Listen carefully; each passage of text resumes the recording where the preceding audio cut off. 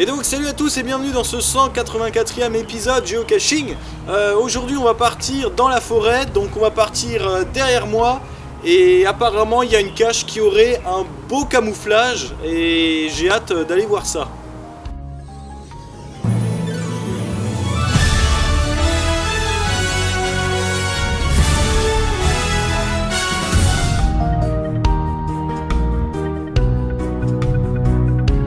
Bon bah le chemin qu'on emprunte aujourd'hui il est magnifique, encore une fois je vais le dire, c'est féerique. Il me tarde de découvrir cette nouvelle région qui s'ouvre à moi. Enfin c'est plutôt moi qui lui donne pas le choix mais bon. Mais comme c'est trop joli par ici, vous voyez? Ça c'est quoi? Il y a un banc. La cache n'est pas par là, je sais qu'elle est beaucoup plus loin.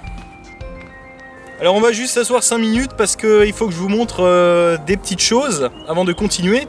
J'ai quelques petits trucs sur moi que je pourrais déposer dans les prochaines caches. Donc ça c'est un GeoCoins, vous voyez? Il est magnifique hein. Ici pareil, j'ai un autre objet voyageur. Je sais pas si celui-là c'est un GeoCoin par contre. Je ne connais pas à l'heure actuelle la taille de la cache, donc j'espère qu'elle sera assez grande pour que je puisse au moins mettre l'un d'entre eux dedans. Et après, bah, comme d'habitude, hein, on cherche, on trouve, on signe. Hein. Ça devient presque banal. Banal, mais tout aussi amusant. En même temps, moi je suis bien ici, hein, j'ai pas envie de me lever. Hein. Bon, faudrait peut-être y aller à un moment donné. Hein. Allez, en avant Paco, let's go! Cette pub qu'on a entendue là à Noël là en boucle sur YouTube, non, c'était infernal, infernal. En tout cas, le chemin il est très joli. J'aime bien. Il est bien dégagé, c'est super sympa.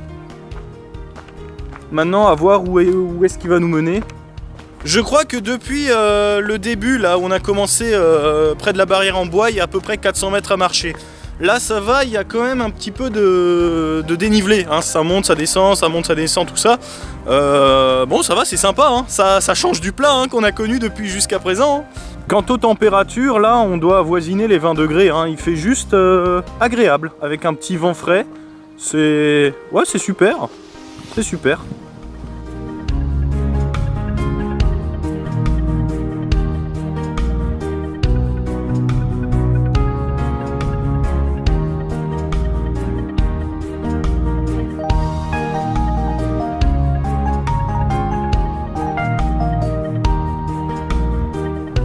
Houston, par contre, on a un problème. Je me souviens pas qu'il y avait une intersection. Alors deux solutions, soit je suis allé trop loin, soit j'ai complètement zappé le plan. Qu'est-ce qu'on fait? Est-ce qu'on regarde? Est-ce qu'on consulte la carte ou pas? Maintenant, là, tout de suite? Bah je crois que je vais faire ça, hein, ne serait-ce que pour savoir vers où m'orienter, mais là, bon.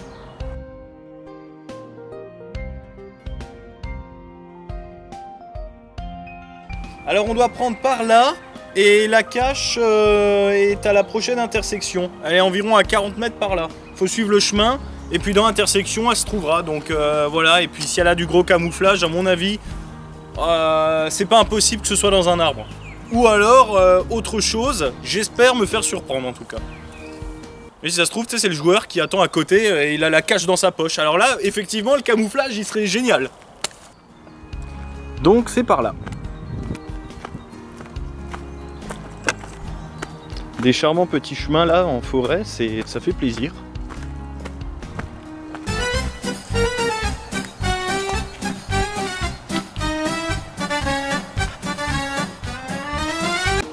J'aperçois une sorte de barrière en bois et là on a juste la première intersection. Est-ce que ça ferait 40 mètres? Ouais, je pense. Hein. Donc ce serait une cache dissimulé quelque part par ici. Peut-être hein. On a quoi là? On a un chemin.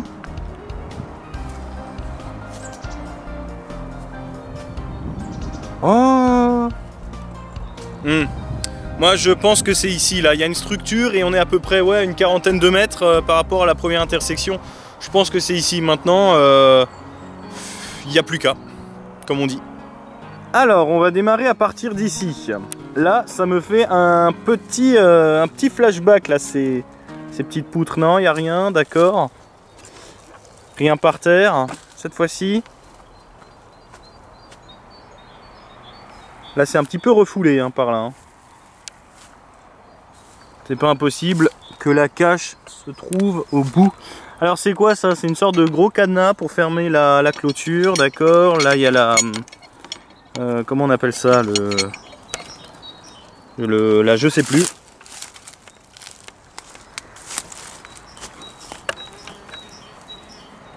De l'autre côté on a quoi? Ça ne bouge pas, d'accord, bon. Alors je vous rappelle que dans cette région, ils ont la réputation de faire des super camouflages. Hein. Donc faut se méfier. Hein. Qu'est-ce qu'on a d'autre? Là on a la clôture. Là il y a un trou mais il y a une vis dedans. Enfin un boulon, un écrou, ce que vous voulez. Est-ce que ça, non. Si j'appuie ici, est-ce qu'il n'y aurait pas genre un trou au sol qui s'ouvre, non? Ah bah je sais pas, hein, il parle d'un bon camouflage. Là regardez, là ça pourrait être une nan... Non. Ah si, c'est ça. Merveilleux. Ah, c'est une nano. Non. C'est une nano. Ah non, c'est une nano. Alors effectivement, c'était bel et bien notre classique boulon qui était fixé sous la clôture, n'est-ce pas? Regardez-moi ça, la taille du logbook, quoi. Rectification. Oh, regardez la taille du logbook. Après, c'est pas le tout de le dérouler, mais il faut aussi l'enrouler à nouveau, convenablement. Et ça, c'est déjà plus compliqué. Oh, il me reste une place sur le logbook. Une place. Par contre, c'est indéniable. Hein. J'ai l'impression que mes objets voyageurs ne peuvent pas rentrer dedans. Hein. Allez, on va signer.